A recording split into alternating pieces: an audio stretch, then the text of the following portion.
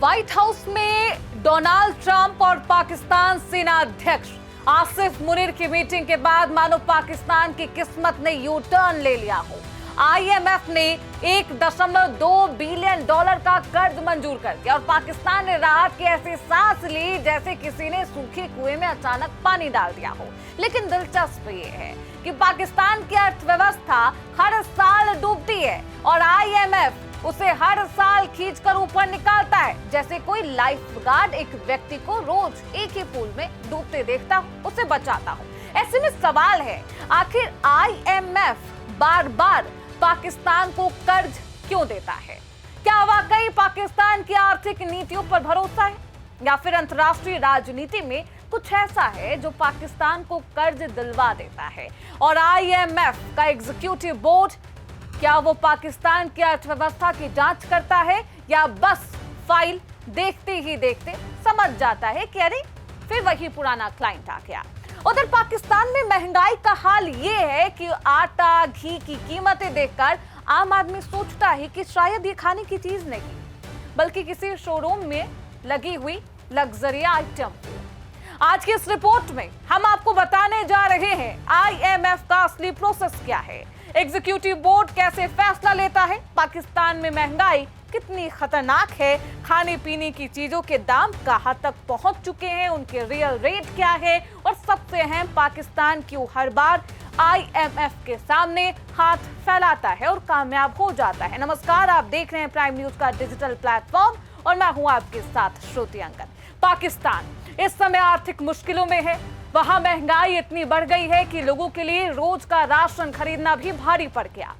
ये वही देश है जो परमाणु हथियारों और सेना पर खूब पैसा बहाता है, लेकिन आम आदमी को आटे और घी के दाम देखकर पसीने छूट रहे हैं।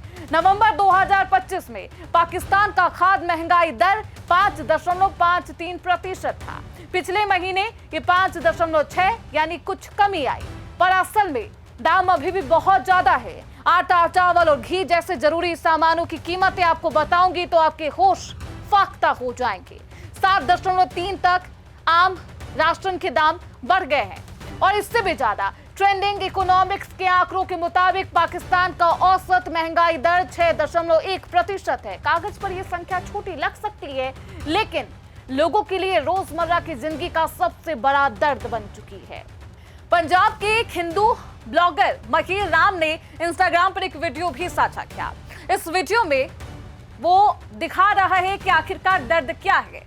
छोटा परिवार जो हिंदू का है या फिर कोई भी पाकिस्तानी परिवार, उसके 10 दिन का राशन अब 10,000 पाकिस्तानी रुपए का हो गया है, यानी महीनों का राशन 30,000 तक पहुंच गया है। वो भी कोई भी आम ऐसा कोई खाना नहीं है, कोई खास खाना नहीं, बल्कि रूखी सूखी रोटी, दाल, चावल, ये इतने महंगे हैं। थाली में खाना नहीं है, लेकिन पाकिस्तान धमकी देने से बाज नहीं आता। पाकिस्तान में एक टाइम की सब्जी के लिए 500 रुपए से ज्यादा खर्च करने पड़ रहे हैं। दूध 226 रुपए लीटर है, चिकन 377 रुपए, अंडे का दाम 335 रुपए और कराची में आटा 800 रुपए किलो तक बिक रहा है। लेकिन पाकिस्तान में एक ही परिवार का महीने भर का जो राशन है, खाने पीने का खर्च है, वो 30,000 रुपए तक पहुंच चुका है। ये हालत सिर्फ महंगाई की नहीं है, बल्कि लोगों के लिए रोज की जंग है। देश की अर्थव्यवस्था 2025 में केवल 1.9 की रफ्तार से बढ़ रही है, जो पूरे क्षेत्र में सबसे कम है। बाढ़, सीमा बंद, तेल की बढ़ती कीमतें, सप्लाई चेन टूटना हालात को और बद से बदतर कर रहे हैं। सिंध और पंजाब के हिंदू समुदाय की परेशानियां और ज्यादा है, क्योंकि उन्हें महंगाई के साथ सामाजिक भेदभाव भी झेलना पड़ रहा है। ऐसे में मुश्किल समय है पाकिस्तान के लिए और पाकिस्तान को मदद के लिए आईएमएफ के पास फिर से जाना पड़ा। आईएमएफ ने $1.2 बिलियन की मदद भी दी, जिसमें $1 बिलियन लोन और $200 मिलियन जलवायु कार्यक्रम के तहत सहायता है।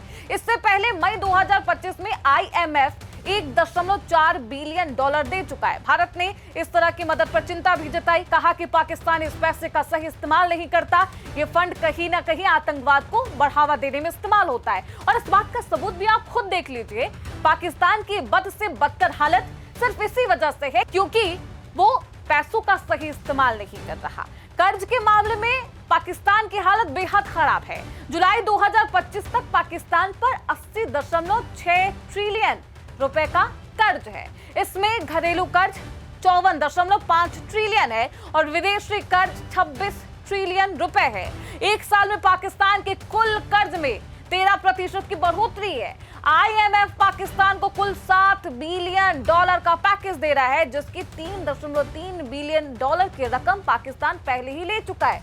IMF पैसे देने से पहले ही कई शर्त लगा चुका है, जैसे देश को अपना विदेशी मुद्रा भंडार बढ़ाना होगा, टैक्स सिस्टम मजबूत करना होगा, घाटे में चल रही सरकारी कंपनियों में सुधार करना होगा, सब्सिडी कम करनी होगी, सरकारी खर्चों पर नियंत्रण रखना होगा। और इसके अलावा IMF की फैसले लेने वाली सबसे महत्वपूर्ण टीम, उसका एग्जीक्यूटिव बोर्ड, जिसमें 24 सदस्य हैं, ये तय करते हैं कि किस देश को पैसा मिलेगा, कितनी किस्त में मिलेगी और किन किन शर्तों पर। IMF हर देश की वोटिंग वैल्यू उसके कोटे पर तय होती है। अमेरिका सबसे ताकतवर है क्योंकि उसके पास 16.5% वोट है। IMF का कोई भी बड़ा फैसला तभी पास होता है जब 85% वोट मिले, इसलिए अमेरिका चाहे तो किसी भी फैसले को रोक सकता है। भारत के पास 2.75% है और पाकिस्तान के पास सिर्फ 0.43%। IMF की खास अंतरराष्ट्रीय मुद्रा SDR भी वोटिंग पर असर डालती है, लेकिन ये असली पैसे नहीं होते, सिर्फ एक वित्तीय एसेट की तरह काम करते हैं। कुल मिलाकर पाकिस्तान की हालत ये है कि महंगाई चरम पर, कर्ज तेजी से बढ़ रहे हैं, अर्थव्यवस्था लगातार गिर रही है। IMF की मदद से पाकिस्तान कुछ समय के लिए संभल जरूर सकता है, लेकिन जब देश अपने टैक्स, खर्च, सरकारी कंपनियों, आर्थिक ढांचे को ठीक नहीं करता, तब तक IMF का कर्ज सिर्फ कुछ समय के लिए राहत दे सकता है, अस्थायी समाधान नहीं है। ये पूरा संकट पाकिस्तान के लिए आम लोगों के सामने अब सबसे बड़ी चुनौती है, जो बढ़ती कीमतों को और घटती कमाई के बीच अपनी जिंदगी को किसी तरीके से आगे लेकर जा रहे हैं ये लोग।